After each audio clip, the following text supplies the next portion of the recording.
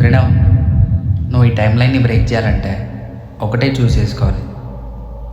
ఎందుకంటే భయంతోనూ చాలా పోగొట్టేసుకున్నావు. ఇంకా ఇది నీ చేతిలోనే ఉంది.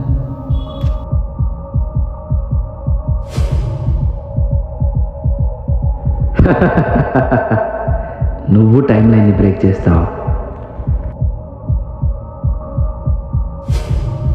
ఎక్కువ ఓవర్ థింక్ చేస్తే నీలో ఉన్న భయాలన్నీ నిజాలుగా మారతాయని ఇంకా భయంలోనే ఉంటావు. ఈ టైం లైన్ని బ్రేక్ చేయి త్రినవ్.